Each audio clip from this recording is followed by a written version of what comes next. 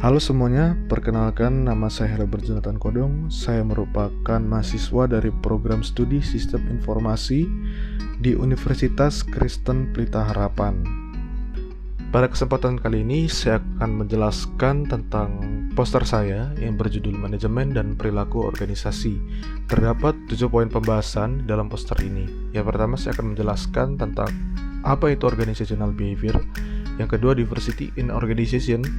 Ketiga ada attitude, keempat ada emotion at work, kelima adalah value and personality, keenam adalah perception and decision process, dan yang terakhir, ketujuh ada the basic of motivation. Apa itu organizational behavior? Organizational behavior adalah studi perilaku organisasi yang menggambarkan bagaimana perilaku seseorang di dalam organisasi. Atau definisi lainnya adalah mempelajari tentang pengaruh individu, kelompok, dan struktur terhadap perilaku organisasi. Studi ini bisa dibagi menjadi 3 kategori, yaitu individual dalam organisasi atau yang bisa disebut dengan micro level, yang kedua adalah work group dalam organisasi atau yang bisa disebut dengan meso level, dan yang terakhir adalah bagaimana organisasi secara keseluruhan berperilaku atau macro level. Tujuan dari organizational behavior adalah untuk memahami dan memprediksi perilaku manusia dalam organisasi, sehingga mampu menciptakan lingkungan bisnis yang lebih efektif. Adapun yang namanya systematic study di dalam organizational behavior. Apa itu systematic study? Systematic study adalah upaya melihat hubungan antara penyebab dan efek berdasarkan pada bukti data yang dikumpulkan agar lebih akurat saat menilai kepribadian seseorang dibanding dengan mengandalkan intuisi diri sendiri. Terdapat tantangan dan peluang untuk organizational behavior, yaitu yang pertama adalah menanggapi tekanan ekonomi, yang kedua adalah menanggapi globalisasi, yang ketiga adalah mengelola keragaman tempat kerja, keempat adalah meningkatkan layanan pelanggan, yang kelima adalah meningkatkan keterampilan orang, keenam adalah bekerja di organisasi jaringan, dan yang ketujuh itu adalah meningkatkan kesejahteraan karyawan di tempat kerja, yang kedelapan adalah menciptakan lingkungan kerja yang positif, dan yang terakhir adalah meningkatkan perilaku etis. Selanjutnya di poin ketiga ada diversity in organization. Di dalam sebuah organisasi tentu memiliki keberagaman di dalamnya. Banyak faktor-faktor yang membuat kita semua berbeda secara tingkah laku, karakter, pola pikir, dan lain-lain.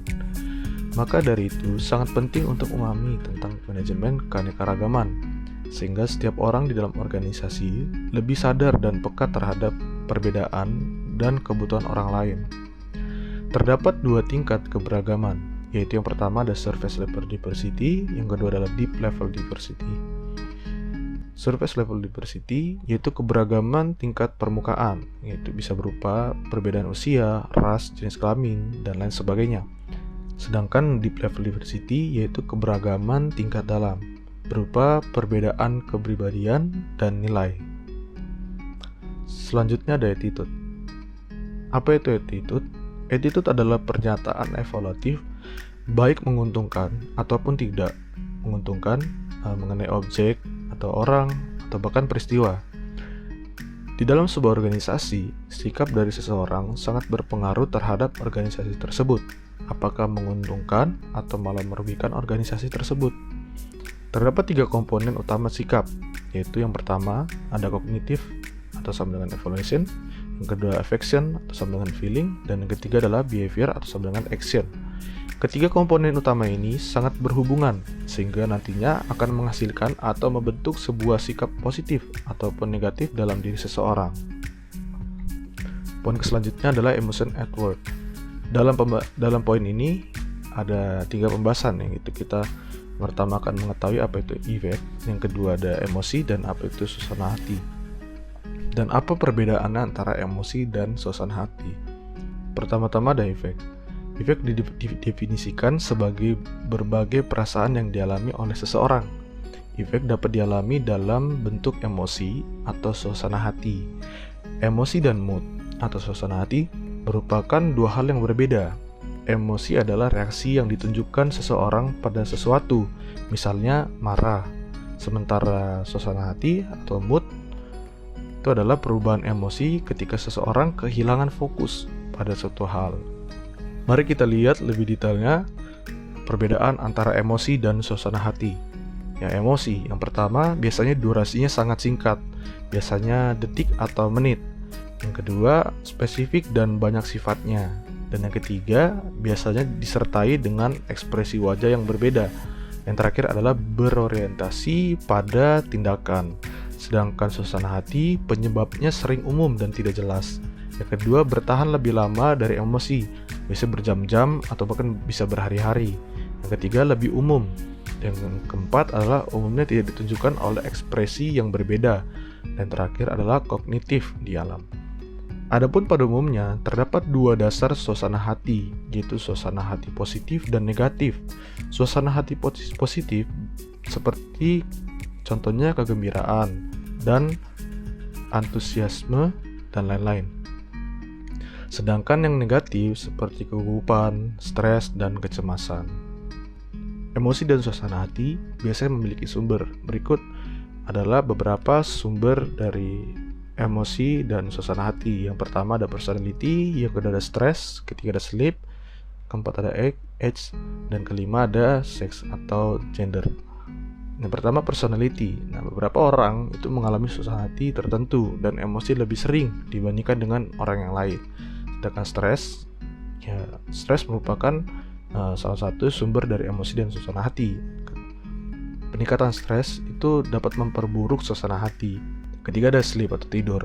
Tidur ini juga merupakan sumber dari emosi dan suasana hati. Ketika kita kurang tidur, itu dapat meningkatkan emosi negatif dan mengganggu pengambilan keputusan. Keempat ada umur. Orang yang lebih tua itu mengalami lebih sedikit emosi negatif dibandingkan dengan yang lebih muda. Terakhir adalah gender atau seks, yaitu wanita menunjukkan ekspresi emosional yang lebih besar, mengalami emosi lebih intens, dan menampilkan ekspresi emosi yang lebih sering biasanya. Emosi yang berlebihan di tempat kerja tidak baik dan dianggap merugikan. Untuk itu sangat penting untuk mengetahui tentang emotional intelligence. Apa itu emotional intelligence? Emotional intelligence adalah kemampuan seseorang untuk menerima, menilai, mengelola, serta mengontrol emosi dirinya dan orang lain yang ada di sekitarnya. Ketika kita mampu mengatur emosi dan suasana hati, hal tersebut dapat bermanfaat pada seleksi, pengambilan keputusan, dan kreativitas kita. Selanjutnya di poin kelima adalah value and personality. Apa itu value? Value mewakili keyakinan dasar yang bertahan lama bahwa cara perilaku atau keadaan akhir tertentu lebih disukai secara pribadi atau sosial daripada cara perilaku atau keadaan akhir yang berlawanan atau sebaliknya. Sedangkan personality adalah jumlah total cara dalam dimana seseorang individu bereaksi dan berinteraksi dengan orang lain. Terdapat 5 sifat untuk mengukur sifat kepribadian, yaitu yang pertama ada ekstraversi, yang kedua ada kesesuaian, ketiga ada kesadaran, keempat ada stabilitas emosional, yang kelima adalah keterbukaan terhadap pengalaman. Poin yang keenam adalah perception and decision process. Persepsi adalah sebuah proses di mana individu mengatur dan menafsirkan kesan sensorik mereka untuk memberi makna pada lingkungan mereka. Adapun faktor-faktor yang mempengaruhi persepsi, yaitu yang pertama situation, yang kedua perceiver, dan ketiga adalah target. Persepsi dan pengambilan keputusan itu berkaitan. Kaitannya adalah pengambilan keputusan terjadi sebagai reaksi terhadap masalah yang dirasakan. Adapun tahapan untuk pengambilan sebuah keputusan agar keputusan yang diambil itu rasional. Yang pertama, tentukan masalahnya.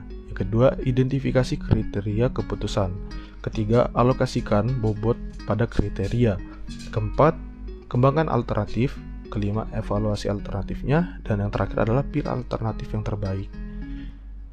Di poin terakhir ada the basic of motivation.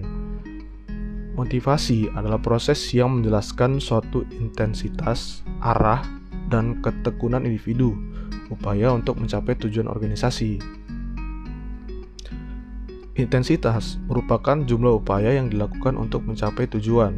Arah merupakan upaya disalurkan ke arah tujuan organisasi.